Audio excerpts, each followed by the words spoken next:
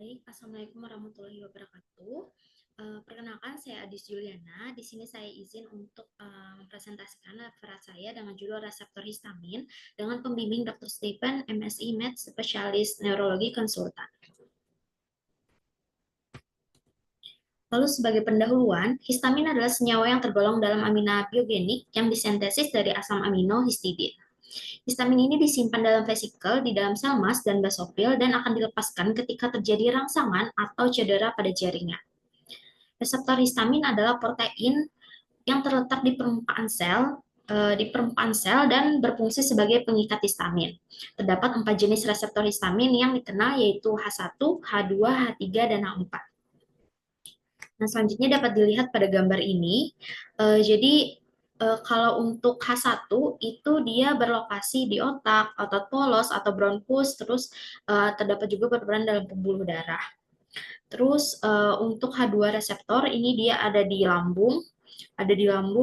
otak, kemudian ada di sel mas, dan juga dia berperan dalam sistem kardiovaskular. Untuk H3 reseptor ini dia berlokasi di sistem saraf pusat dan juga dia akan mengatur pelepasan dari neurotransmitter seperti histamin, dopamin, dan serotonin. Selanjutnya untuk yang H4 ini dia berlokasi di sistem imun dan juga di bagian usus. Histamin ini merupakan molekul penting yang memediasi berbagai fungsi termasuk alergi, respon imun, dan pengaturan aktivitas lambung dan otak. Nah, lalu kita akan bahas lebih lanjut. Untuk histamin sendiri ini sudah dijelaskan tadi peran-perannya. Nah, gambar ini menunjukkan berbagai sumber histamin di tubuh baik dari sel utama maupun dari sel minor. Untuk sel utama penghasil histamin atau major histamin producing cell, yang pertama ada mast cell, di mana mast cell ini dipicu oleh IgE cross-linking atau reaksi alergi, komplement, dan obat-obatan yang memicu alergi.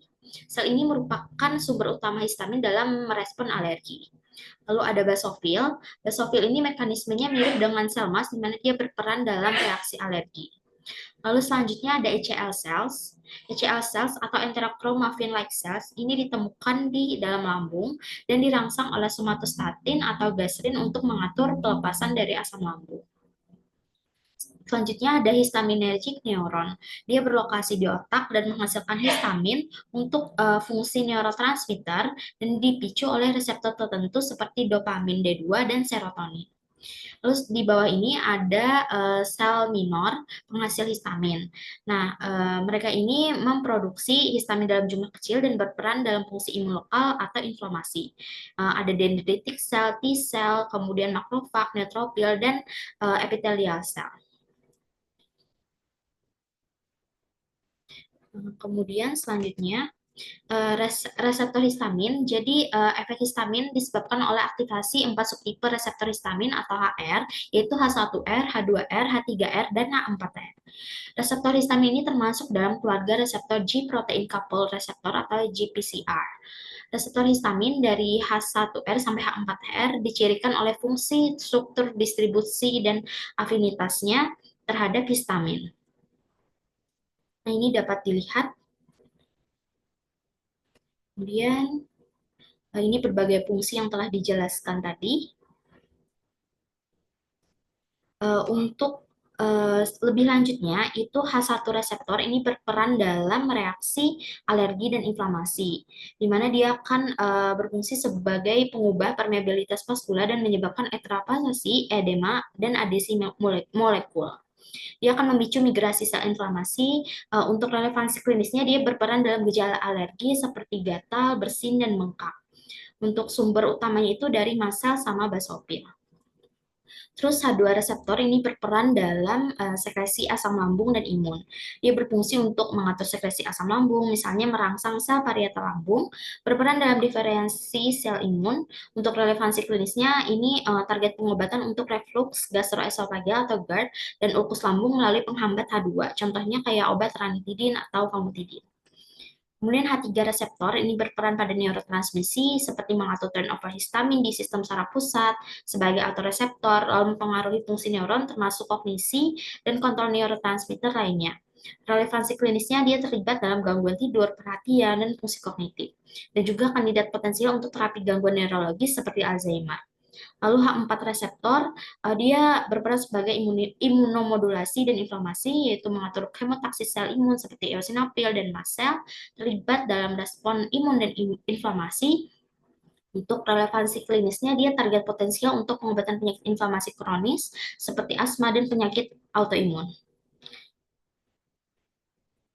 Nah, ini tadi sel-sel apa namanya reseptor histamin, lokasinya pada tubuh kita.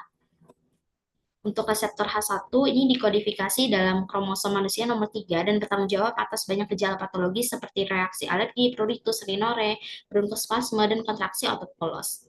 Reseptor H1 ini ditemukan di berbagai jenis sel, termasuk sel neuron, sel otot polos, saluran napas, kemudian kondosit, hepatosit, sel endotel, sel dendritik, monosit, neutrofil, serta sel T dan B.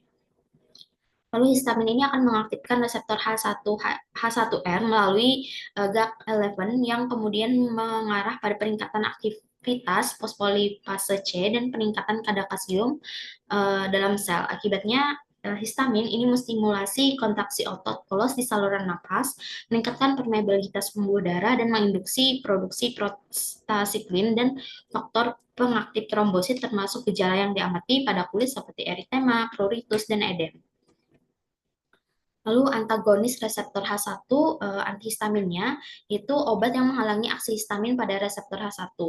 Contohnya itu pada generasi pertama klasik atau sedasi, difenhidramin HCl dan dimenhidrinat. Lalu untuk generasi kedua yang non sedasi ini ada terfenadin, fexofenadin, loratadin, dan cetirizine. Lalu ada reseptor H2.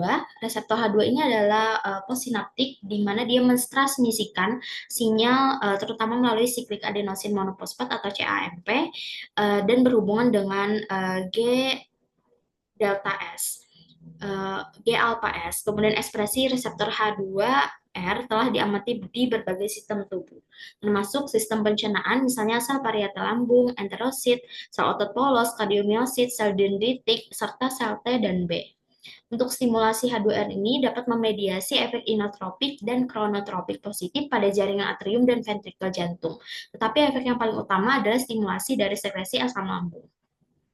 Selain itu, stimulasi H2R juga memiliki efek antiinflamasi dengan menghambat produksi sitokin IL-12, kemudian IVN gamma, dan TNF-alpha oleh monosit, makrofag, dan sel mast, serta mengurangi proliferasi sel T helper 1 dan produksi antibodi. Untuk antagonis dari H2 ini atau H2 blocker, di mana antagonis H2R seperti ranitidin, cimetidin, dan famotidin digunakan dalam pengobatan gangguan pencernaan seperti tukak lambung dan penyakit GERD karena dapat mengurangi sekresi asam lambung yang berlebihan. Lalu reseptor H3, ini diamati pada sel-sel sistem saraf, terutama di korteks cerebral, neuron-neuron dari ganglia basal, dan hipokampus. Reseptor H3 terletak di daerah presinaptik, neuron-neuron yang mengandung histamin. Fungsi utama reseptor ini adalah untuk mengatur sintesis dan pelepasan histamin serta neurotransmitter lainnya seperti dopamin, norepinefrin, asam gamma aminobutirat atau GABA, lalu asetilkolin, dan serotonin. Dalam studi pada moda tikus, induksi pelepasan asetilkolin melalui antagonis H3R menunjukkan peningkatan sekresi insulin serta penurunan signifikan berat badan total dan kadar trigliserida pada tikus obesitas. Efek hipoglikemik dari antagonis H3R ini setara dengan efek yang ditunjukkan oleh metformin. Perubahan dalam ekspresi dan aktivasi reseptor H3 memainkan peran penting dalam gangguan siklus tidur bangun, gangguan perhatian dan hiperaktivitas, epilepsi, gangguan kognitif, serta dalam perkembangan peradangan.